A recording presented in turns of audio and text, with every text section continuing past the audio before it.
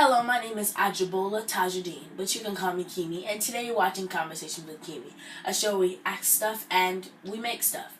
Today our guest is a Broadway actor and singer who is now on Broadway as the understudy for Aladdin, who just finished doing a play, Juwan Crawley. Yeah! Welcome to the show. How are you? I'm good. How was the show today? Today was good. Today was good. Good. So how does it feel to be on Broadway now? It feels pretty, it's a little surreal, because I graduated very, very recently in the scheme of, like, tracks to Broadway shows, so every day it's like, oh, that's what I do all the time.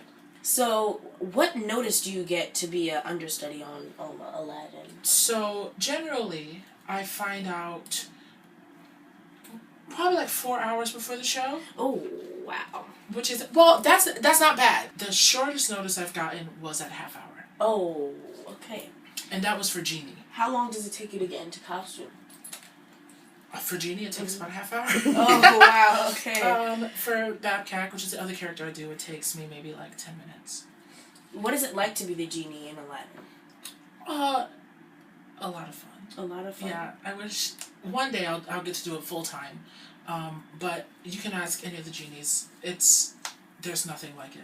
You know, one of my favorite songs is, Mr. Aladdin, sir, have a Like short me. 2 or 3.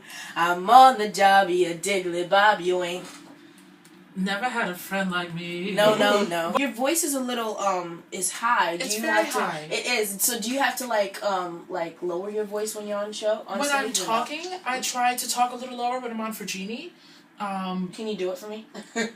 I try to talk like this. Oh, okay. Which is not drastically lower, but it's also not it's not this high. Yeah. In the beginning, I was like trying to talk like this, and we found that it just the thing about the Genie is that it just has to be, you have to bring all of who you are. Yes. And for me, you know, part of who I am is my voice, and that was enough. So what did your parents say about acting for you? In the beginning, my mom was like, no, absolutely not. You're too smart. I paid all this money for you to go to private school. You have to become a doctor. You have to become a lawyer. You're so smart. Like, failing to realize that, you know, my grandma paid for some stuff growing up with her singing. Mm-hmm. So my grandmother's a gospel singer. Once I did a show. Wait, is the Fairfield Folly still a thing? No, it's not? Oh, well, that was the first show that she saw me in. And after she saw me in, she was like, oh, okay. You said your grandmother was a gospel singer, right? Yes, indeed. Can you sing a gospel song with me? Which one? Why should I feel discouraged? And why should the shadows come?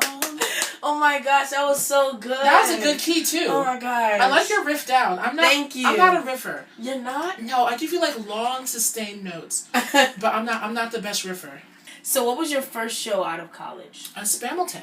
Spamilton. Yes, wow, it was an off-Broadway spoof by the creator of Forbidden Broadway. Mm-hmm. And it was my first audition in New York City. So what celebrities have you met so far? Oh, Fergie. Wow. She came to see the show? She did come see the show. Okay, I didn't get to meet her, but I was Genie when Beyonce came. Okay. And wow. I was taken aback.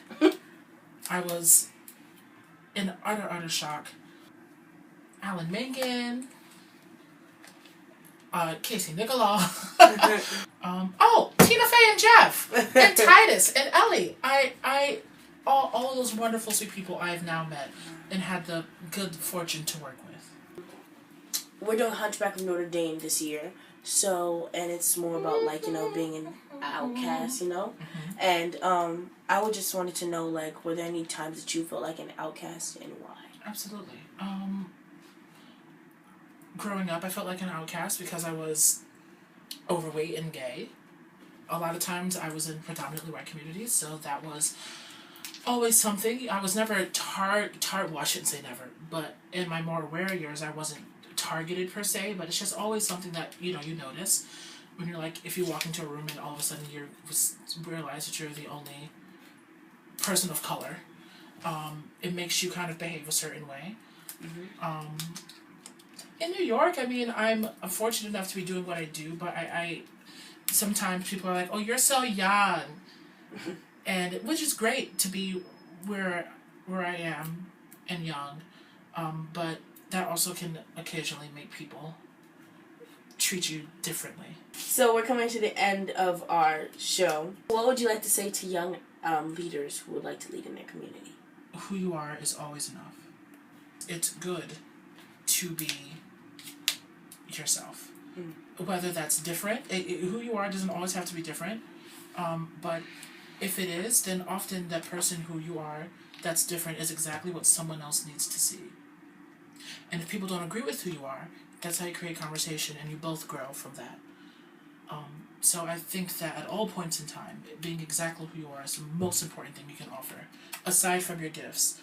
Okay, well, thank you for joining us today on Conversations with Keeme. These are our door handle knobs. What do you call these? Door whatever. I like them. Because they're Am I Disney. up here? Yeah, Disney door handles. Yeah. So I'd like to say to you guys, remember, your voice is your power. So use it. Keeme out.